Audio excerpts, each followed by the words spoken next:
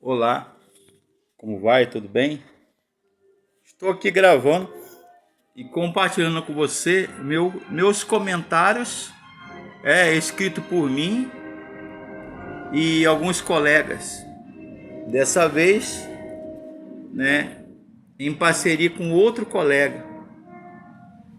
Comentário bíblico do Velho e do Novo Testamento, artigo de teologia. Queria falar um pouco sobre o profeta Isaías, do Velho Testamento.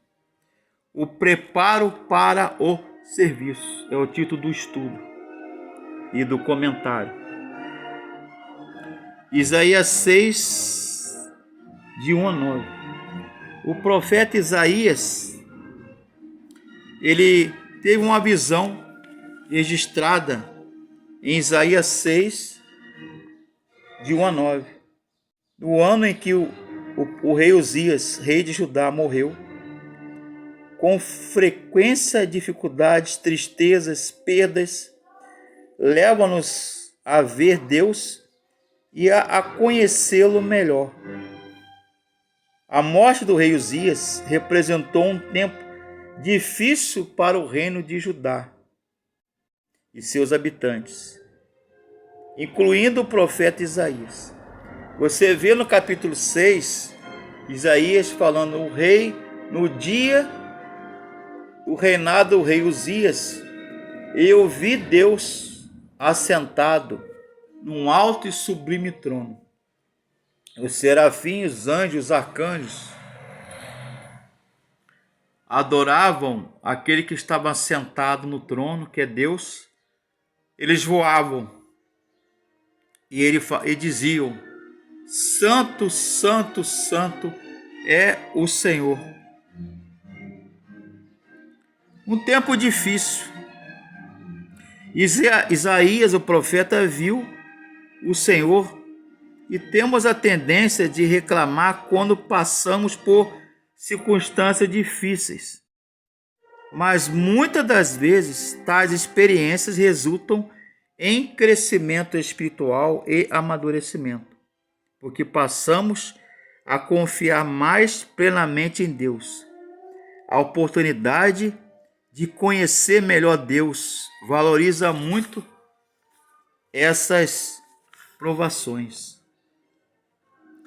Isaías viu um magnífico Deus exaltado, assentado sobre o trono. Viu servos, anjos, viu a glória. Percebeu que os serafins davam ênfase especial à santidade e à glória de Deus e clamavam uns aos outros, dizendo: Santo, Santo, Santo é o Senhor Deus dos exércitos, toda a terra está cheia da sua glória. Capítulo 6 de Isaías, verso 3. Qualquer pessoa que vê Deus, vê uma santidade perfeita e transparente, impureza e incorrupção. Impureza e corrupção estão totalmente ausentes.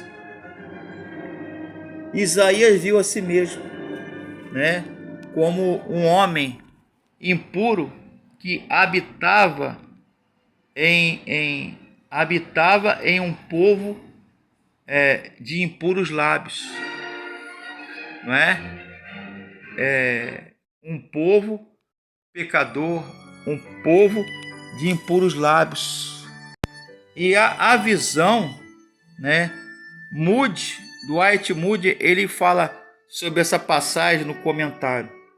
Quando vimos e conhecemos e reconhecemos a Deus, chegaremos à condição de entender que nada somos, que não somos nada e Deus é tudo. Dwight L. Moody declarou: o começo da grandeza é ser pouco. A ampliação da grandeza é ser menos. A perfeição da grandeza é ser nada.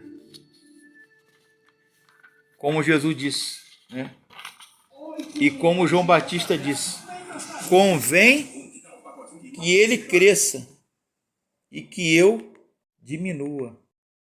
Convém que ele cresça e que eu diminua, né? Para que Deus, a grandeza de Deus, a santidade de Deus seja manifesta na minha vida. Então ele viu o profeta Isaías, que marca no capítulo 6 a sua chamada, né? Marca a sua chamada. Convém que eu cresça e que ele diminua, né? Ou seja, toda a terra proclama, toda a terra está diante da sua grandeza e da sua glória.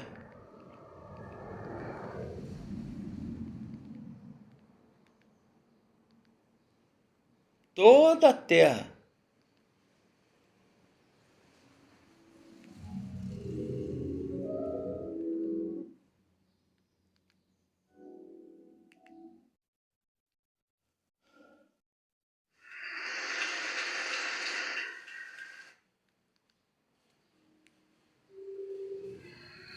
Então,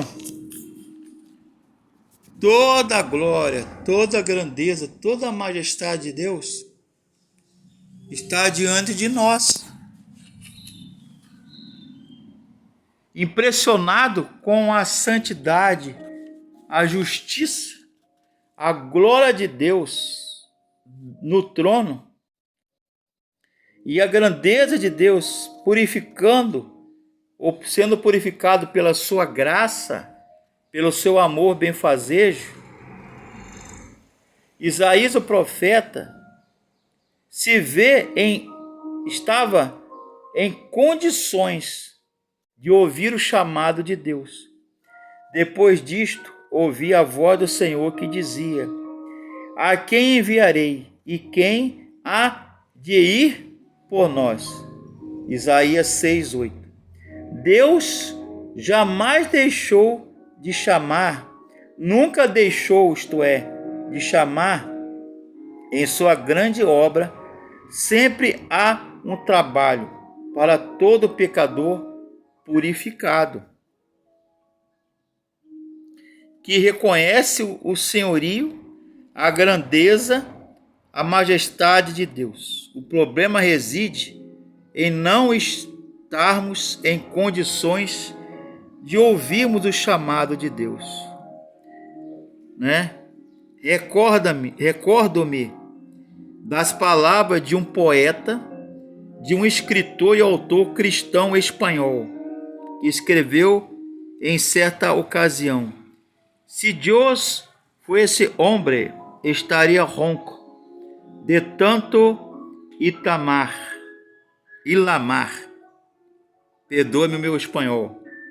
Se Deus fosse homem, estaria ronco de tanto llamar. Em português, se Deus fosse homem, estaria rouco de tanto chamar e clamar. Isaías o profeta ofereceu-me imediatamente e entusiasticamente. Comenta aqui no artigo. Ao ouvir o chamado de Deus, a quem enviarei e quem há de vir por nós, o profeta Isaías respondeu sem hesitação: eis-me aqui, envia-me a mim.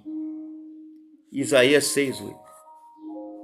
Essa deve ser a nossa atitude, de ouvir e obedecer a Deus.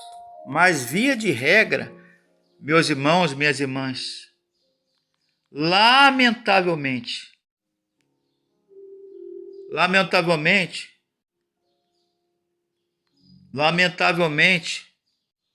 as pessoas não querem ouvir, não querem ouvir Deus chamar, não querem aceitar ou se fazem de surdas o chamado, a vocação de Deus.